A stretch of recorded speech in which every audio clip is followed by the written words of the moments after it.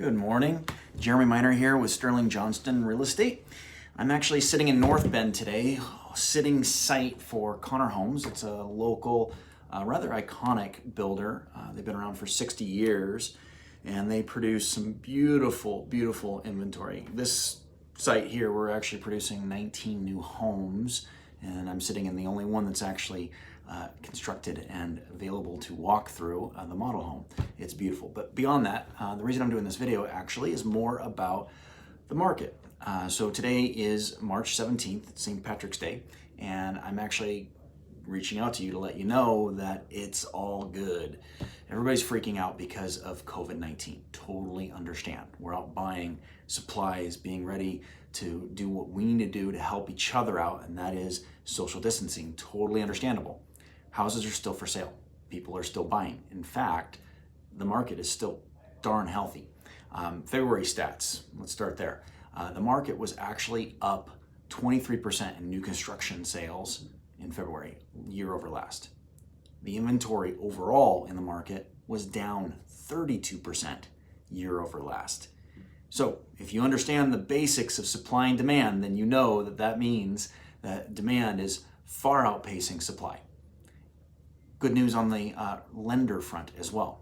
I watched a video this morning put together by Matthew Gardner, who is Windermere's chief economist and generally considered one of the most intellectual and smart dudes on the planet when it comes to economic forces out there and how they affect our housing market. And he was saying that, hey, it's all good. It's looking good. Basically, rates should stay low. They're already really historically low. We're sitting somewhere between 3.5 to 3.8, depending on which lender you talk to. And the forecast is that it might actually slide a little bit. The Fed stepped up and did some stimulus, which is helping. We know the economy is very difficult for people who are in the service sector, and I'm sorry to all of my friends who actually work in that sector. My heart goes out to you. It will get better. Things will get back to normal. Right now, we're doing what we have to do to slow this thing down, and once it's slowed down and we can figure it out, and our hospitals can keep up with the people that need hospitalization, things will get back to normal. We will have a standard operating procedure. Right now, for instance, we're not even supposed to be advertising open houses. We can hold them, but we can't advertise them right now through our regular channels, as I'm holding one right now. The idea being is we want to slow down the number of people that walk in. Okay. Well, those inventory numbers, those stats as far as the current APRs, your current mortgage rates on a 30-year fixed, these all point to positive growth in the housing market. We were already doing incredibly well. There's not a lot of new construction out there, not enough to actually cover the growing demand. So the resale market is going to stay very strong. If you get into the housing market as a buyer, you may be feeling like the housing pressure, the prices are just crazy, you're waiting for that downturn. I wouldn't hold your breath.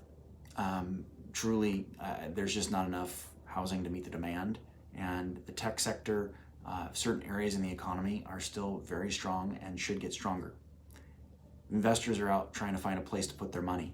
They're not necessarily flooding to the bond market. They're certainly not seemingly flooding to the stock market. So in the end, real estate is a great place to put your money, especially in a slightly more volatile economic environment. I fully would encourage that, not just because I work in real estate, but because if you can get out of the rent cycle where you're at the mercy of somebody else's bills, somebody else's mortgage, and the market, you can stabilize your housing costs. You know, it's good for you. It definitely means you're going to grow your net worth. The old numbers are, and I haven't looked at these for a while, but I imagine they're relatively close. The average renter has a net worth of somewhere around $5,000. The average homeowner has a net worth of over $225,000. It makes a difference. Stabilizes everything. So if you have any questions, you know how to get a hold of me. You can message me. You can basically email me, jeremy@sterlingjohnstonre.com. However you'd like. All right, have a great day. Be healthy. Be well. Thank you.